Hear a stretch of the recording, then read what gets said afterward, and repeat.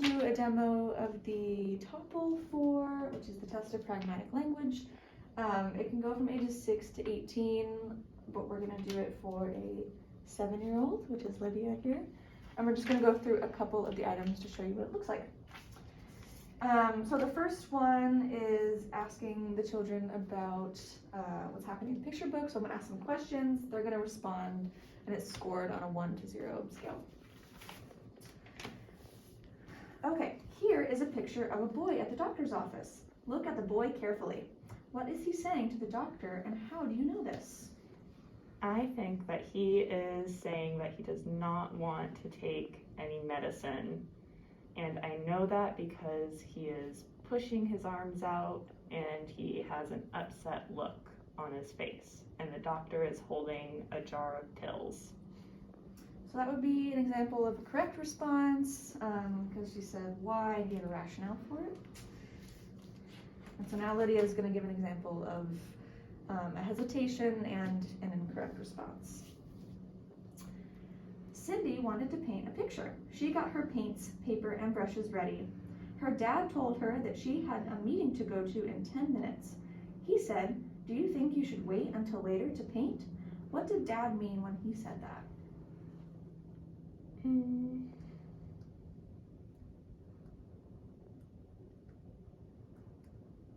Would you like me to repeat the question? Yes, please. I will repeat the question. Cindy wanted to paint a picture. She got her paints, paper, and brushes ready. Her dad told her that she had a meeting to go to in 10 minutes. He said, "Do you think you should wait until later to paint?" What did Dad mean when he said that? Dad meant that he doesn't like it when she paints.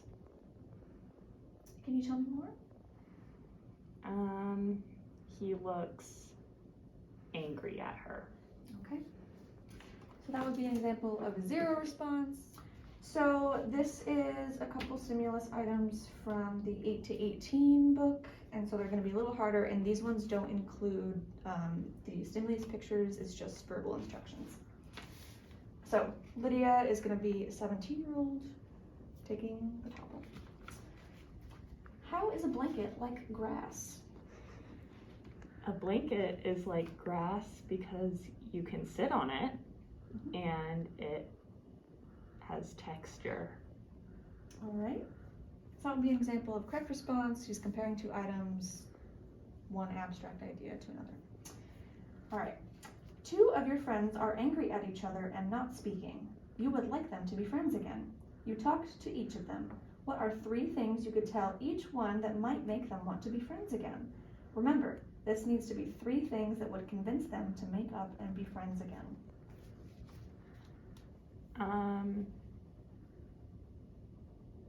I could tell them that that one of them made a mistake and that they felt sorry, and that they're good people, and that's it. So I'm going to be doing a false belief task with Jenna, who is 4, with this box of crayons. So ask a series of questions and see how she answers. What do you think is in this box? Crayons. What is in the box? Toys and animals. Toy animals. Yeah. So when you saw this box all closed up like this, what did you think was in it? Animals. Okay.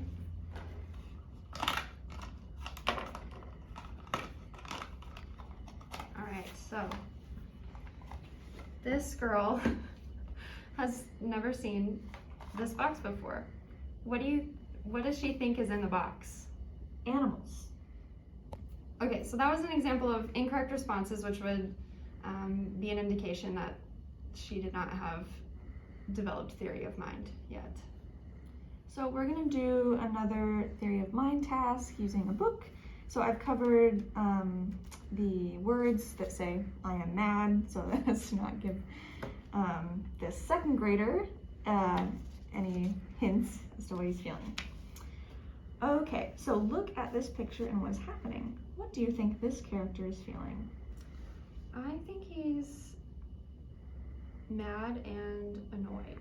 And why do you think that? Because he has a frowny face and he looks not happy. And what do you think this character is feeling? She also looks kind of mad. And why do you think that is? Because her face looks mad and she's pointing like she's yelling. So that would be a correct response. The child is using context clues and images to infer what the characters were feeling.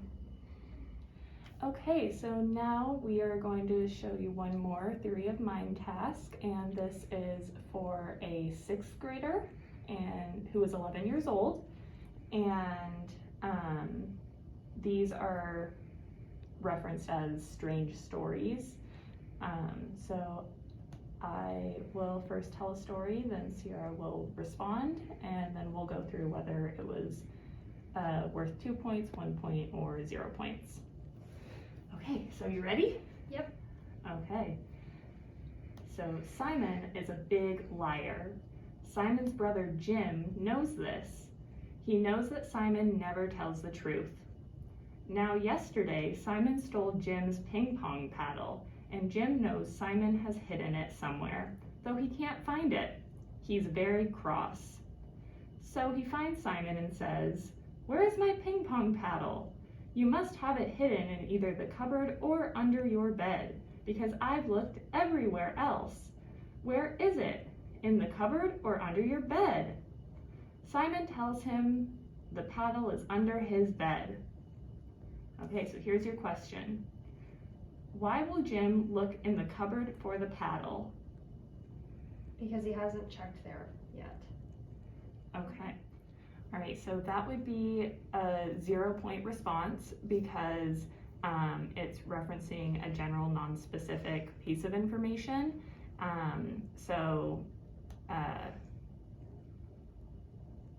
The correct response would be stating that Jim knows that Simon is lying, as that was clearly stated in the story that Simon is a big liar. I like this block. Do you like this block?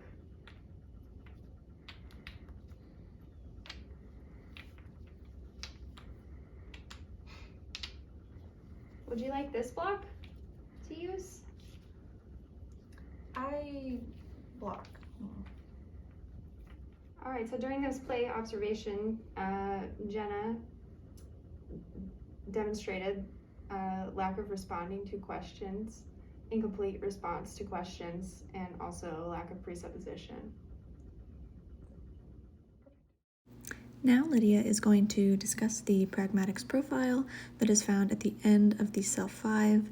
This is an example of what a couple of the first questions look like and the scoring that goes along with it.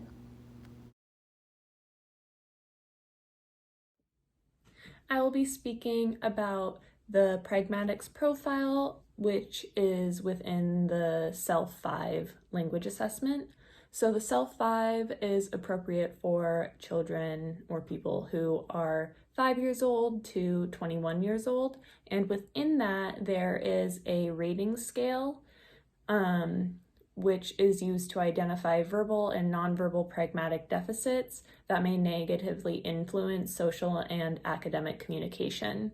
And the skills that you're looking for in evaluating are common daily skills observed across ages, genders, and classroom situations that are deemed as necessary for obtaining, responding to, and giving information.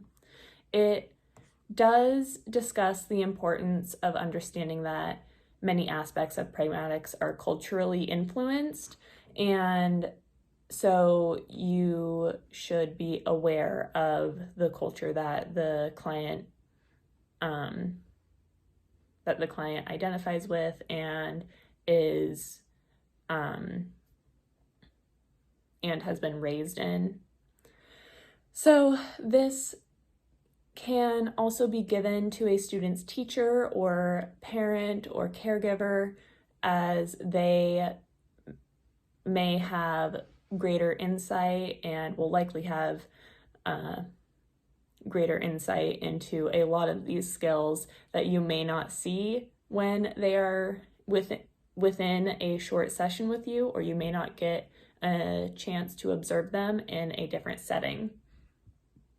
So this is a rating scale where a 1 means that the individual never or almost never demonstrates the skill or behavior. 2 means that they sometimes do. 3 means that they often do. And 4 means that they always or almost always demonstrate the skill or behavior. So for example, there are many communication skills and types of communication skills that are identified and considered on this Pragmatics profile. So, for example, the rituals and conversational skills, underneath that subsection, it asks if the student demonstrates culturally appropriate use of language when making or responding to greetings to or from others. So the person who is filling this out, be that you, the teacher, the parent, etc., they can choose 1, 2, 3, or 4, depending on how often the student demonstrates the skill or behavior, from never to always. So other areas of communication that this Pragmatics profile addresses is following conversational rules, or understanding humor or jokes, participation, giving or asking for information, and many more, including awareness or use of prosodic cues, reading or using body language, sharing or responding to reactions, and more. So it's really nice that you do get a more well-rounded view of the child, as you may not get that just in a 45-minute session.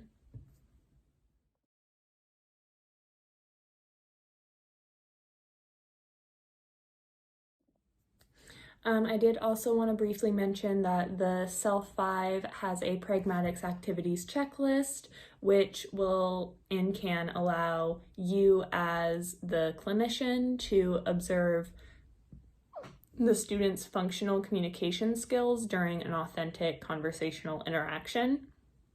And this is with the purpose to identify verbal and nonverbal behaviors that may negatively influence social and academic communication.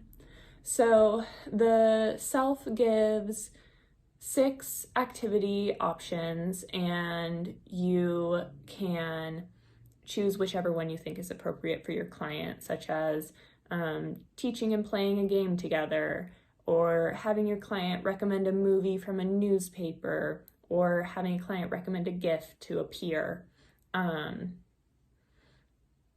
So then you would interact with them during those activities and take a look at different domains of conversational behaviors and skills. And if you observe a behavior that is on the checklist, then you would just check it off. If the student if you observe 9 behaviors or more that get checks on the checklist, then it would be worthwhile to look into their pragmatics and communication skills a bit more, as they may negatively be influencing their social and academic communication. And the test does state that these are common daily skills observed across ages and genders in school and home situations, which are necessary for effective communication. However, I think it is important to note that there are different cultural expectations for a lot of these skills. So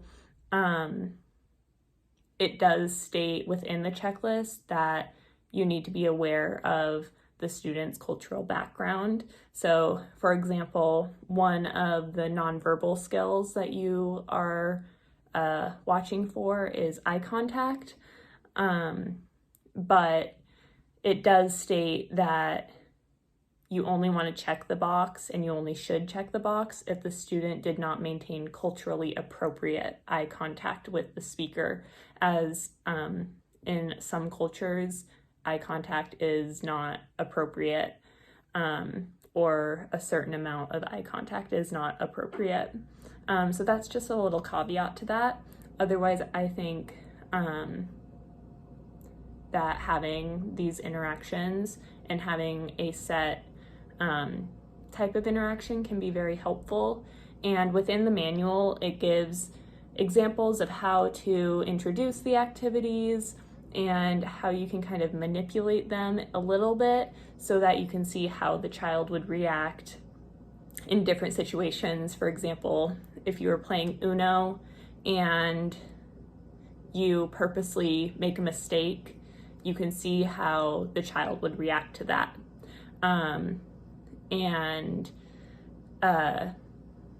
So that is a valuable aspect to this portion of the self. Thanks. Okay, so now I am going to briefly talk about pragmatic language and its relation to individuals being assessed for autism spectrum disorder. So we know that some of the hallmark characteristics of ASD are those perseverating and repetitive behaviors, as well as the social and pragmatic communication deficits. And so there are going to be a few things that we're going to be looking for as we're screening and assessing those with ASD or potential ASD diagnoses in terms of their pragmatic ability.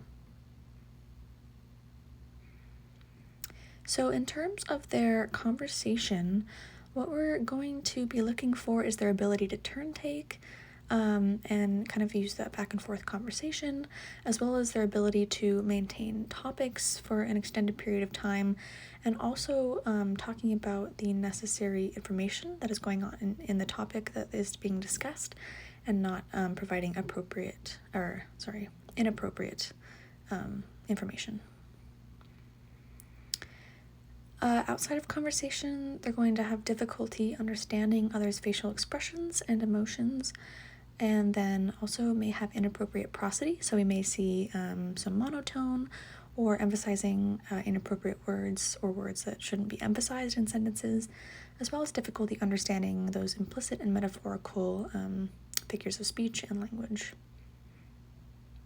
In terms of assessment, I'm talking about in terms of assessing pragmatic abilities for those with ASD, not necessarily diagnosing and assessing for ASD. So these are just some of the measures that can be used to assess pragmatic language. In consideration, most of them are going to be observation-based, though.